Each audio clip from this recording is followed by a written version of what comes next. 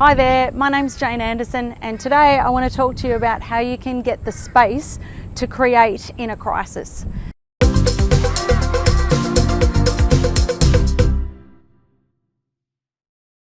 So I don't know if you find this, but I find that when things are a bit stressful and you sort of know that you're going into perhaps a bit of stress and anxiety and panic, is that the last thing that you can do is sort of trying to think straight and make decisions can be really hard. And you're also at a risk of making the wrong decisions. So what you've got to do at a time like this is what I always recommend to people is you've got to find a way that you can get some space to create. And so that can mean things like maybe what do you like to do to get some space to think straight and think clearly based on what you've got to decide on, whether it's finances, your business, leading your team, whatever it might be, looking after your kids. What do you need to do and how do you need to think? And I often think of things that I like to do. So some of the things that I do is, just go for a walk, get outside, just turn off all your technology, turn off the phone, turn off, don't look at social media, all that sort of thing.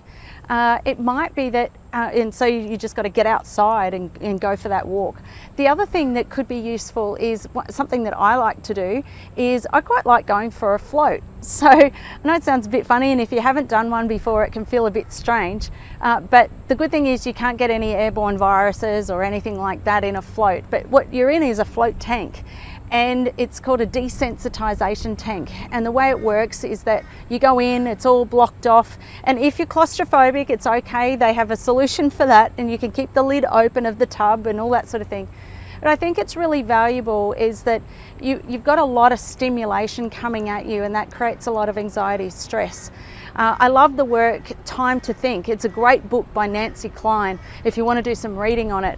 And it talks about the value of being able to get some space to think creatively, think about the solutions you need to come up with, and to think about what you need to do to create some, perhaps some ideas or innovation, or how you're going to do things differently at a time when it feels a bit chaotic. So I'd love to know, what is it that you do to create space to think, make decisions, and to be able to be creative as well. So I'd love to hear your thoughts.